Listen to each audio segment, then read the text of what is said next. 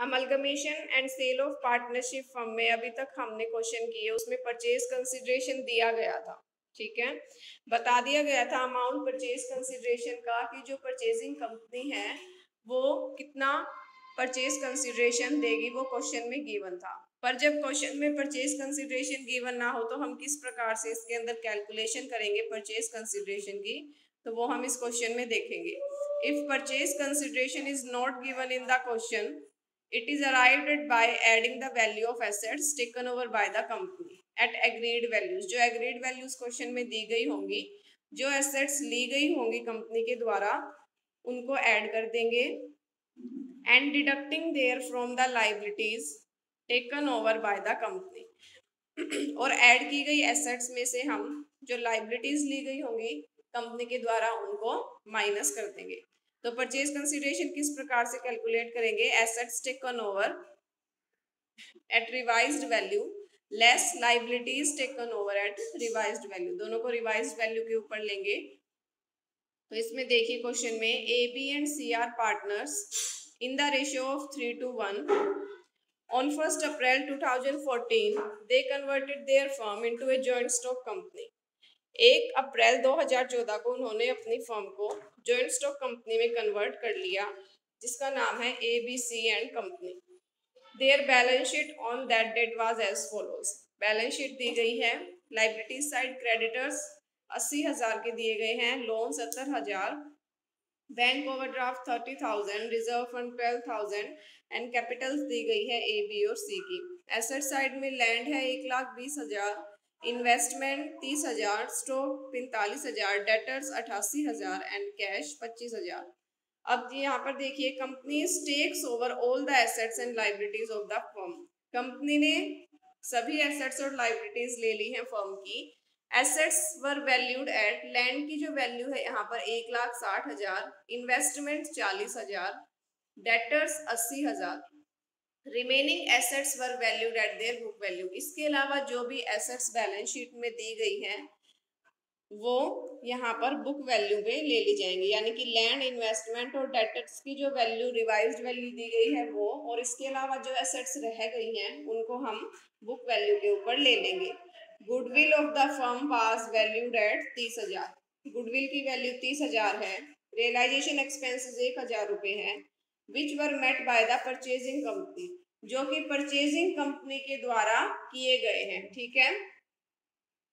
इसलिए यहाँ पर जब हम पार्टनरशिप फर्म के लिए यहाँ पर रियलाइजेशन अकाउंट बनाएंगे तो उसमें रियलाइजेशन के एक्सपेंसेस नहीं दिखाएंगे, क्योंकि यहाँ पर जो रियलाइजेशन के एक्सपेंसेस हैं वो परचेजिंग कंपनी ने किए हैं, ठीक है, पार्टनरशिप फर्म ने नहीं किए हैं।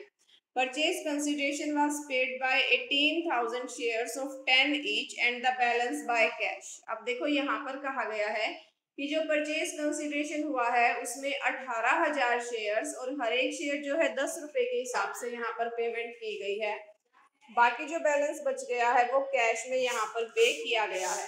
Prepare realisation account, realisation account prepare करना है and capital accounts in the books of the firm and prepare journal entries and balance sheet in the books of the company. Journal entries करनी है and balance sheet prepare करनी है। सबसे पहले realisation account इसके अंदर बनाएंगे। रियलाइजेशन अकाउंट में जो land and building, investment, stock, debtors and cash balance sheet में जो दिए गए हैं उनको एज इट इज हम रियलाइजेशन अकाउंट में ट्रांसफर कर लेंगे। सेम इसी तरीके से कैश रियलाइजेशन में आता है। अगर एडजस्टमेंट में ये कहा गया हो कि जो परचेजिंग कंपनी है उसने कैश के अलावा एसेट्स को लिया है तो कैश नहीं आएगा। अगर एडजस्टमेंट में कुछ भी नहीं कहा गया है तो फिर लेंगे। यहाँ पर कहा गया है company takes over all the assets, जहाँ पर ऑल द एसेट्स को मेंशन किया गया है तो इट मीन्स कि वहां पर सभी एसेट्स को लिया गया है, तो यहाँ पर कैश को भी इंक्लूड किया जाएगा, ठीक है। जैसे कि हमने जब फर्स्ट क्वेश्चन किया था तो उसमें ये कहा गया था कि सभी एसेट्स ली गई हैं एक्सेप्ट कैश एंड इन्वेस्टमेंट, तो इसका मतलब वहां पर कंपनी ने कैश और इन्वेस्टमेंट को टेक ओवर नहीं किया था। पर यहाँ पर क्लियरली कह दिया गया है कि all the assets are taken over by the company, तो यहाँ पर फिर हम कैश को भी इंक्लूड करेंगे, ठीक है। इसी प्रकार से हम यहाँ पर लाइबिलिटीज ले लेंगे।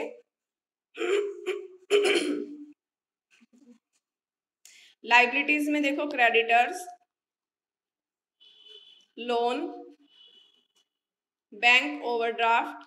अब देखो क्योंकि हमें यहाँ पर परचेज कंसिडरेशन की वैल्यू रियलाइजेशन अकाउंट की क्रेडिट साइड में शो करनी होती है, तो किस प्रकार से हम इसके अंदर वैल्यू निकालेंगे। एसेट्स जो ली गई हैं उनको प्लस करेंगे। लैंड एंड बिल्डिंग की वैल्यू 1,60,000 रुपये, इन्वेस्टमेंट की वैल्यू 40,000 रुपये, डेटर्स की वैल्यू 80,000 रुपये, स्टॉक की वैल्यू 45,000 रुपये, कैश की वैल्यू 25,000 रुपये और गुडविल की वैल्यू 30,000 रुपये। इन सबको प्लस कर देंगे और इसमें से हम माइनस करेंगे लाइबिलिटीज जो ली गई हैं। 80,000 की जो यहाँ पर है हमें क्रेडिटर्स दिए गए हैं, 70,000 का यहाँ पर लोन है और 30,000 का यहाँ पर बैंक ओवरड्राफ्ट है। इनको हम एसेट्स में से माइनस कर देंगे तो यहाँ पर जो वैल्यू निकल के आएगी वो निकल के आएगी 2 लाख रुपए। यानी कि क्वेश्चन में क्या दिया गया था, 18,000 शेयर्स 10 रुपए के हिसाब से तो यहाँ पर शेयर्स में की गई थी, तो यानी कि 1,80,000 रुपए तो शेयर्स के रूप में हो गए और 20,000 रुपए जो है वो बाय कैश पे किए गए हैं। तो टोटल कितना अमाउंट है परचेज कंसिडरेशन का, 2 लाख रुपए। तो 2 लाख रुपए यहाँ पर हम बाय एबीसी लिमिटेड के नाम से यहाँ पर शो कर देंगे।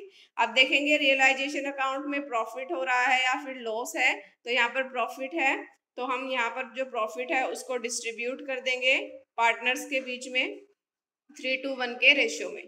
अब इसके आगे चलो, रियलाइजेशन अकाउंट बना दिया, उसके बाद हम कैपिटल अकाउंट प्रिपेयर करेंगे। कैपिटल अकाउंट के लिए सबसे पहले जो कैपिटल बैलेंस दिया गया है बैलेंस शीट में उसको यहाँ पर हम ट्रांसफर कर लेंगे कैपिटल अकाउंट में, ब्रॉट डाउन कर लेंगे। रिजर्व फंड दिया गया है उसको 3:1 के रेशियो में हम डिस्ट्रीब्यूट कर देंगे। रियलाइजेशन का जो प्रॉफिट था उसको भी यहाँ पर हम शो कर देंगे। ठीक है, अब इन सबको प्लस करके हम ये देखेंगे कि कैपिटल कितनी निकल के आ रही है। तो यहाँ पर 1,50,000 और 50,000। ठीक है, इन तीनों का हम कैपिटल रेशियो निकालेंगे। कैपिटल रेशियो निकालने के बाद जो यहाँ पर 1,80,000 रुपए की शेयर्स में पेमेंट की गई है उसको यहाँ पर डिस्ट्रीब्यूट करेंगे कि पर पार्टनर यहाँ पर कितना मिल रहा है। 1,80,000 जो शेयर्स यहाँ पर दिए गए हैं क्वेश्चन में उसको हम डिस्ट्रीब्यूट कर देंगे। कैपिटल रेशियो निकालेंगे यहाँ पर 1,50,000 और 50,000 के हिसाब से। ठीक है, तो एक ही यहाँ इसमें जो वैल्यू निकल के आएगी 90,000 रुपये और बी की 45,000 रुपये एंड सी की भी 45,000 रुपये। अब इसके बाद जो भी अमाउंट होगा उसको टू कैश के नाम से यहाँ पर हम शो कर देंगे। ठीक है, हमने पढ़ा था जब हमने थ्योरी डिस्कस की थी कि जो भी बैलेंस लेफ्ट होता है कैपिटल अकाउंट के अंदर तो उसको हम कैश में यहाँ पर पेमेंट करते हैं। फिर यहाँ पर आ जाएगा हम एबीसी लिमिटेड की जनरल एंट्रीज करेंगे। यहाँ पर एबीसी लिमिटेड के अकाउंट्स ऑफ बुक्स को प्रिपेयर करेंगे तो उसमें जो भी एसेट्स ली गई थी और जो भी लाइबिलिटीज ली गई थी उनको शो कर देंगे। Goodwill account debit, land account debit, investment account debit, stock account debit, debtors account debit and cash account debit. उसी के साथ जो लाइबिलिटीज ली गई थी creditors, loan, bank overdraft and जितना कंपनी के द्वारा पे किया गया है यानी कि परचेज कंसिडरेशन वो यहाँ पर आ जाएगा 2 लाख रुपए। अब हम दिखाएंगे कि कितनी शेयर कैपिटल में पेमेंट की गई है और कितनी यहाँ पर कैश में पेमेंट की गई है। तो 1,80,000 रुपये शेयर कैपिटल है और 20,000 रुपये कैश अमाउंट है, तो यहाँ पर 2 लाख रुपए आ जाएगा। ठीक है, अब क्योंकि रियलाइजेशन के जो एक्सपेंसेस है वो कंपनी के द्वारा पे किए गए थे तो वो एक्सपेंसेस हम यहाँ पर दिखाएंगे कंपनी की बुक्स में। Goodwill account debit to cash account, यहाँ पर हमने रियलाइजेशन के एक्सपेंसेस को पे किया है। गुडविल यहाँ पर ये इसीलिए माना है क्योंकि कंपनी ने इसको पे किया है तो ये आगे उसकी एक गुडविल का पार्ट बन जाएंगे। ठीक है, यानी कि ये हेल्पफुल रहेंगे आगे जब कंपनी वर्क करेगी तो ये जो एक्सपेंसेस कंपनी के द्वारा बियर किए गए हैं तो ये एक टाइप की इन्वेस्टमेंट लगा लो कंपनी की, तो इसीलिए यहाँ पर ये एंट्री की गई है। फिर आ जाएगा यहाँ पर बैलेंस शीट प्रिपेयर करेंगे हम।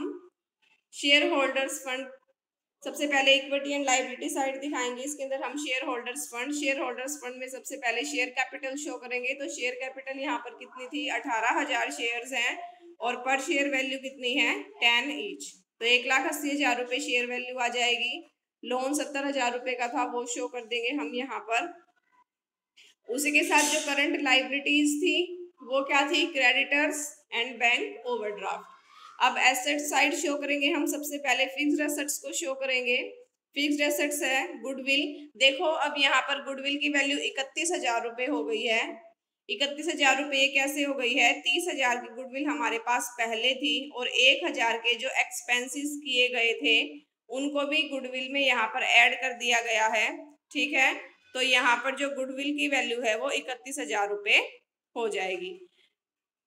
फिर लैंड है और इन्वेस्टमेंट है, इनको भी यहाँ पर रिवाइज वैल्यू पे शो कर दिया गया है। अब जो हमारे पास करंट एसेट्स थी, स्टॉक, डेटर्स एंड कैश, उसको भी यहाँ पर शो कर दिया गया है। तो इसकी जो वैल्यू है टोटल वो कितनी हो गई है, 3,60,000 रुपये दोनों तरफ से यहाँ पर मैच हो गई है। ठीक है, आ गया ये क्वेश्चन समझ में? Yes ma'am. ठीक है, ये क्वेश्चन कर लेना।